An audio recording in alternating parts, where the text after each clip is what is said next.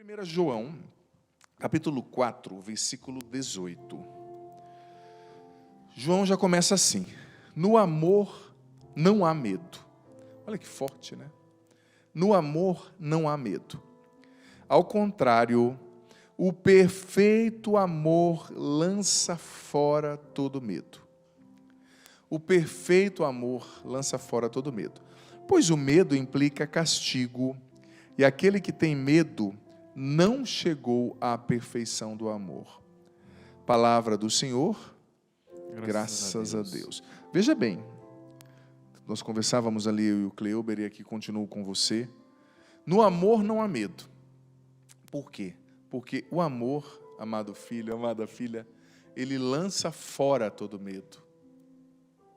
Ele expulsa o medo. E essa palavra é tão bonita, sabe por quê? Porque na mesma epístola de São João, nós vamos ler a seguinte definição. Na verdade, nesse mesmo capítulo, poucos versículos antes ali do versículo 18, a definição de que Deus é amor. Deus não tem amor, Deus não ama. Deus é amor, disse São João. Deus caritas est, aquela encíclica linda que escreveu o Papa Bento XVI, né? Então Deus é amor. E o apóstolo continua, no amor não há medo. Se você está em Deus, o amor dele, a presença dele, que é amor, vai lançando fora todo o medo do seu coração, da sua mente, da sua alma.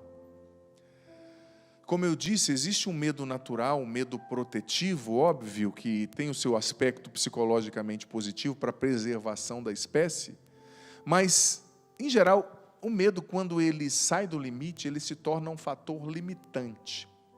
É o medo que não te deixa progredir. Os santos, sobretudo os místicos, tinham um pavor de ter esse medo que os limitasse no seu voo, que não os deixasse alçar voo rumo àquilo que Deus tinha para eles, à santidade, aos projetos, né?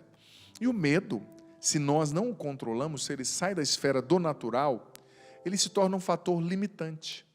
Por exemplo, quantas pessoas que não dirigem por medo, quantas pessoas que não dançam por medo, quantas pessoas que não mudam de emprego e são infelizes a vida inteira no mesmo emprego por medo, quantas pessoas não vão para o seminário, mesmo tendo vocação ao sacerdócio, por medo, quantas pessoas não vivem a santidade por medo, medo de não serem aceitas, medo do que vão falar, medo de não estarem no politicamente correto. Quantas pessoas não iniciam um relacionamento por medo? Quantas pessoas não se declaram que amam um outro? Talvez até era o homem da sua vida, a mulher, né? A mulher da sua vida, rapaz, e não se declaram por medo, né? O medo pode roubar muitas coisas da nossa vida. Mas nós lemos na palavra, o perfeito amor lança fora o medo. Ou seja, quando nós mergulhamos na identidade de Deus, no caráter de Deus, quem Ele é, isso vai expulsando o medo do nosso coração. Porque o amor é a identidade de Deus. Ele é amor, como São João nos ensinou. Ele é amor. E quando nós mergulhamos nessa identidade dele, quando nós passamos a viver nele, ou seja, cultivando esse relacionamento profundo, no conhecimento de quem ele é, do que ele faz, o medo vai perdendo o espaço dentro de nós. Sabe por quê? Porque o padre já disse ali, falando com o Cleuber, eu repito, que o medo, o fundamento do medo é a dúvida. Eu ia falar dívida, às vezes é a dívida, mas é a dúvida. Confundi a palavra. O fundamento do medo é a dúvida. Por exemplo, você tem medo de falhar como empreendedor, porque no fundo você está duvidando da sua capacidade. Você tem medo de tocar, porque no fundo você está duvidando que você é capaz, você está duvidando que o piano vai ser bom, que as condições vão ser favoráveis. O medo, ele toma conta no nosso coração quando nós abrimos espaço para a dúvida. E a dúvida, sobretudo no campo espiritual, mas em todas as esferas da nossa vida, ela acaba sendo, ela faz parte do processo, óbvio, mas ela acaba sendo um percalço no processo da nossa fé. Uma ausência do conhecimento da identidade de Deus e da imersão na identidade de Deus. Porque veja bem, à medida que você vai conhecendo quem Deus é, o que Deus faz, À medida que você vai fazendo experiências com Deus, as dúvidas vão diminuindo, decrescendo, até o ponto de sumir do seu coração. Porque, por exemplo, você tem uma dúvida de que algo pode dar certo, mas quando você começa a fazer uma experiência com Jesus, conviver com Jesus, você vai vendo que Ele é poderoso, todo poderoso. Ele andou sobre o mar, Ele ressuscitou mortos, Ele curou leprosos, Ele é onisciente, Ele é onipresente. Quando você mergulha nos atributos de Deus, Santo Tomás falou tanto dos atributos de Deus na Suma Teológica, né? Você vai entendendo a fidelidade, a onipresença, o amor incondicional, a onipotência, né? Ele pode tudo, nada o limita. Nem Ele conhece os seus maiores defeitos e erros, mas Ele não deixa de te amar.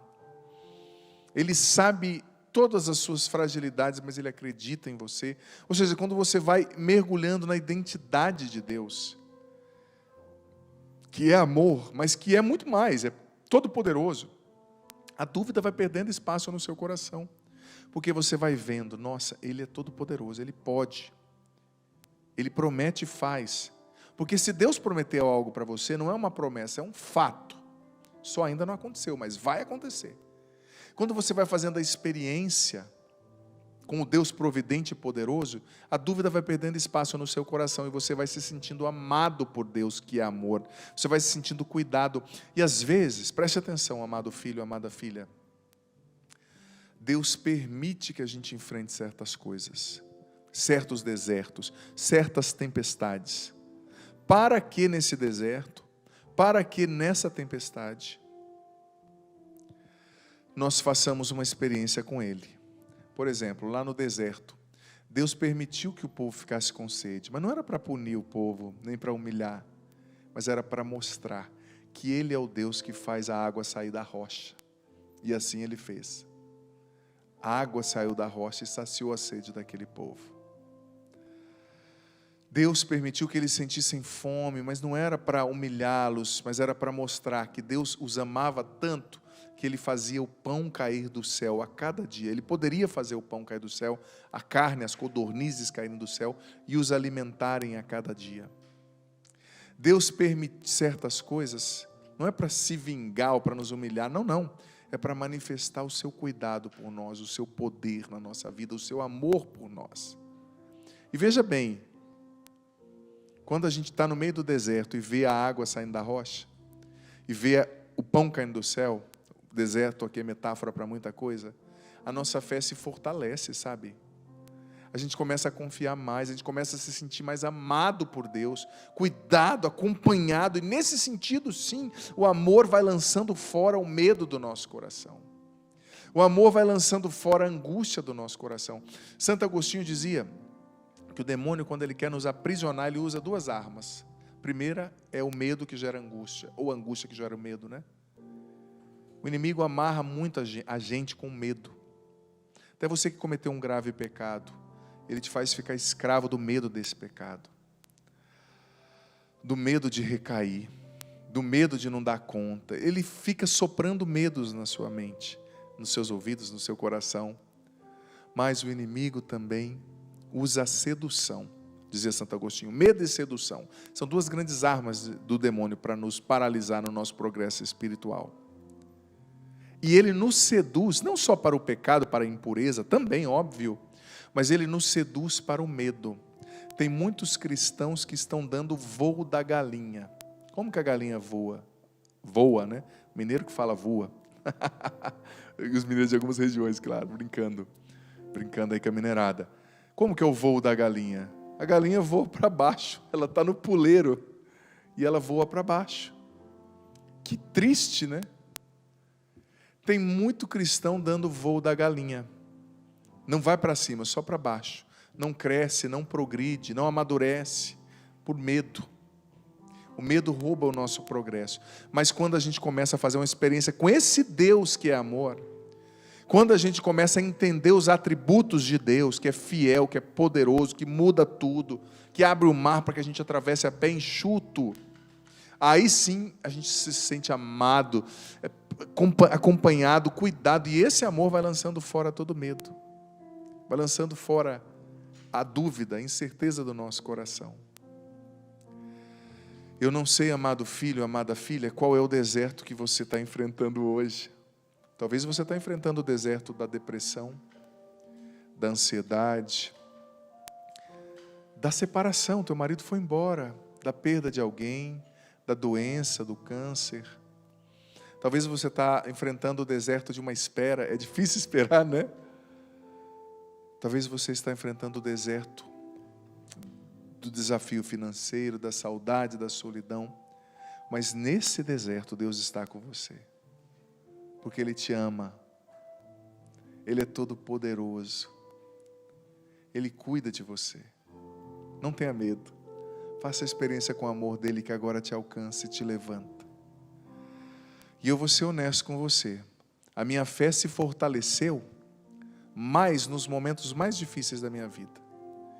Porque quando você não tem em ninguém mais em quem esperar, Deus manifesta-se prodigiosamente na sua vida. Quando o que era difícil se torna impossível, aí Deus começa a agir, né? Sabe?